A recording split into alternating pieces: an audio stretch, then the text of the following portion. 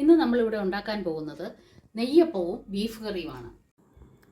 ഏത്തയ്ക്കാപ്പം അല്ലെങ്കിൽ ബോളി അതിൻ്റെ കൂടെ നമ്മൾ ബീഫ് കഴിച്ചിട്ടുണ്ട്. പക്ഷെങ്കിൽ ഇന്ന് ഞാനിവിടെ ഉണ്ടാക്കാൻ പോകുന്നത് നെയ്യപ്പത്തിൻ്റെ കൂടെ ബീഫ് കഴിക്കുന്നതാണ്.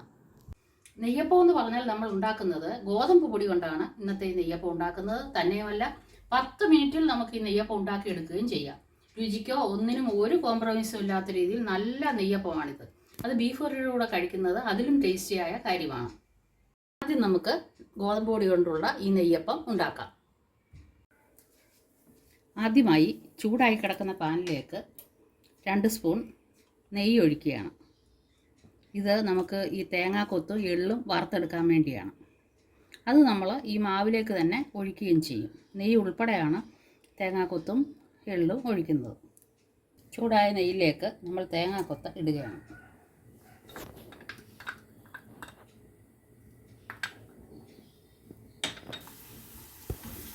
അപ്പോൾ തേങ്ങ ഒരുവിധം മൂത്ത് വന്നിട്ടുണ്ട്. തീ ഓഫ് ചെയ്ത ശേഷം നമ്മൾ എള്ളും കൂടെ ഇട്ട്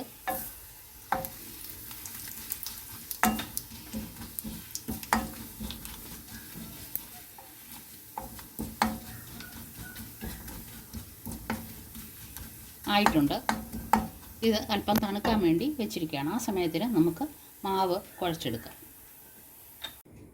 ഇത് ശർക്കര പാനിയാക്കാനായിട്ട് വെച്ചിരിക്കുകയാണ്. ഇത് 1/2 കപ്പ് ശർക്കര 1 കപ്പ് വെള്ളം ഒഴിച്ച് പാനിയാക്കി വെക്കുകയാണ്. നല്ലപോലെ ചൂടായി കഴിയുമ്പോൾ ഓഫ് ചെയ്യണം. ഓഫ് ചെയ്തിട്ട് ഈ ചൂടോട് കൂടി തന്നെയാണ് നമ്മൾ ഈ പൊടിയിലേക്ക് ഒഴിക്കുന്നത്. നമുക്ക് നെയ്യപ്പത്തിനുള്ള മാവ് കുഴയ്ക്കുന്നതിനായിട്ട് ആദ്യമായി 1 കപ്പ് ഗോതമ്പ് പൊടിയാണ് ഇടുന്നത്. അതിലേക്ക് 1/2 കപ്പ് റവ, അതിലേക്ക് നമ്മൾ നല്ലപോലെ ചൂടാക്കിയിരിക്കുന്ന ശർക്കരപ്പാനി, ഇത് 1/2 കപ്പ് ശർക്കര പൊടിയാണ് എടുത്തിരിക്കുന്നത്. ശർക്കര പൊടിയിലേക്ക് 1 കപ്പ് വെള്ളം ഒഴിച്ചുണ്ടാക്കിയേക്കുന്ന ശർക്കരപ്പാനിയാണ്. ശർക്കരപ്പാനി ആവശ്യത്തിന് ഒഴിക്കുക. ശർക്കരപ്പാനി നമുക്ക് തികഞ്ഞില്ലെങ്കിൽ നമുക്ക് നല്ല ചൂടുവെള്ളം ഇതിലേക്ക് ഒഴിക്കാം. ശർക്കരപ്പാനി ഇപ്പോൾ നല്ല ചൂടായിട്ടിരിക്കുന്ന ശർക്കരപ്പാനിയാണ് ഒഴിച്ചിരിക്കുന്നത്. അതിലേക്ക് ആവശ്യത്തിന് അയവിൽ നമുക്ക് കിട്ടിയില്ലെങ്കിൽ ചൂടുവെള്ളം അതിലേക്ക് ഒഴിക്കാം. ഞാനിവിടെ ചൂടുവെള്ളമാണ് ഉണ്ടാക്കി വെച്ചിരിക്കുന്നത്. ആവശ്യത്തിന് നമ്മുടെ അയവ് ആകുന്നവരെ ആ അയവിൽ നമുക്ക് ആക്കിയെടുക്കാം. കട്ടകളൊന്നുമില്ലാതെ നമ്മൾ ആവശ്യത്തിന് ചൂടുവെള്ളം ചേർത്ത് തന്നെയാണ് ഇത് കുഴച്ചെടുത്തിരിക്കുന്നത്. ശർക്കര പാനി നല്ല ചൂടായിരുന്നു, വെള്ളവും നല്ല ചൂടിൽ തന്നെയാണ് ഒഴിച്ചിരിക്കുന്നത്. ഇതിലേക്ക് നമുക്ക് 2 നുള്ള ഉപ്പ്, അതിലേക്ക് 1/4 ടീസ്പൂൺ ജീരകപ്പൊടിയാണ് ചേർക്കുന്നത്. അതിൻ്റെ കൂടെ 1 ടീസ്പൂൺ നെയ്യും കൂടെ ചേർക്കണം. പിന്നെ നമ്മൾ വറുത്ത് വെച്ചിരിക്കുന്ന തേങ്ങാക്കൊത്തും ജീരകവും എല്ലാം കൂടെ ചേർത്ത് നല്ലവണ്ണം ഇളക്കി യോജിപ്പിക്കണം. എന്നിട്ട് ഉടൻ തന്നെ നമുക്ക് ഇത് ചുട്ടെടുക്കാവുന്നതാണ്. നമ്മൾ നെയ്യും തേങ്ങാക്കൊത്തും വറുത്ത അതേ പാൻ തന്നെയാണ് വെച്ചിരിക്കുന്നത്. അതിലേക്ക് ഞാൻ ആവശ്യത്തിന് വെളിച്ചെണ്ണ ഒഴിച്ചിരിക്കുകയാണ്. ആവശ്യമെങ്കിൽ കുറച്ച് നെയ്യും കൂടെ ചേർത്താലും വളരെ നല്ലതാണ്. ഇപ്പോൾ നല്ലപോലെ ചൂടായി വന്നിട്ടുണ്ട്. അതിലേക്ക് നമുക്ക് നെയ്യപ്പം ചൂടാനായിട്ട് ഈ മാവ് ഒഴിക്കാം.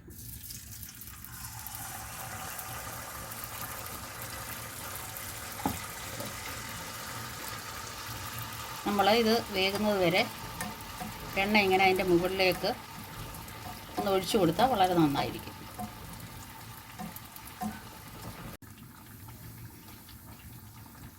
മാവ് പൊങ്ങി വന്നിട്ടുണ്ട്.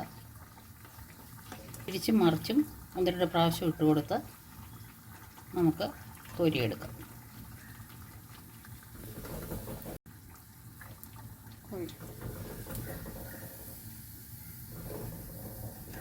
നല്ല രീതിയിൽ വന്ന നെയ്യപ്പമാണിത്. നമുക്ക് ബാക്കി മാവും കൂടെ ചുട്ടെടുക്കാം. അടുത്തതായി നെയ്യപ്പത്തിൻ്റെ കൂടെ കഴിക്കാനുള്ള ബീഫ് കറി ഉണ്ടാക്കുകയാണ്. ബീഫ് കറി ഉണ്ടാക്കാൻ എല്ലാവർക്കും അറിയാം, എന്നാലും ഇതിൻ്റെ കൂടെ കഴിക്കുന്നതിന് വേണ്ടി ഒന്ന് കാണിക്കുകയാണ്. കുക്കറിലേക്ക് 2 ടേബിൾ സ്പൂൺ എണ്ണ ഒഴിക്കുകയാണ്. അതിലേക്ക് സവാള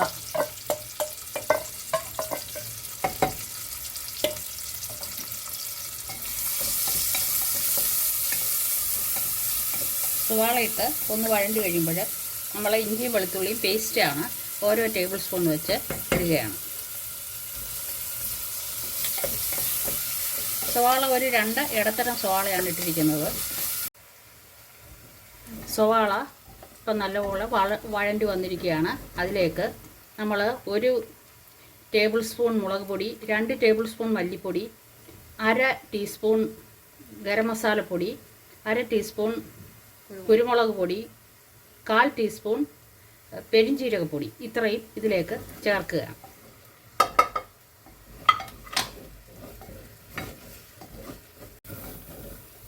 പൊടി ഒന്ന് വഴണ്ടിട്ടുണ്ട്. അതിലേക്ക് നമുക്ക് ഇറച്ചി ചേർക്കാം.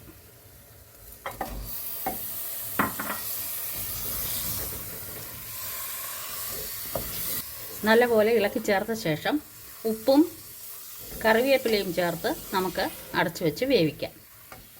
ഇതിലേക്ക് കറിവേപ്പിലയും ഉപ്പും ഇട്ടതിന് ശേഷം 1/2 കപ്പ് വെള്ളവും ഒഴിച്ച് അടച്ചു വെച്ച് വേവിക്കാം. ബീഫ് ഇപ്പം നല്ലവണ്ണം വെന്തിട്ടുണ്ട്.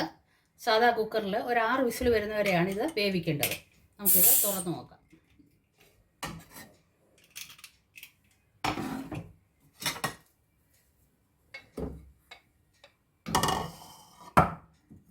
നല്ലവണ്ണം ആയിട്ടുണ്ട്.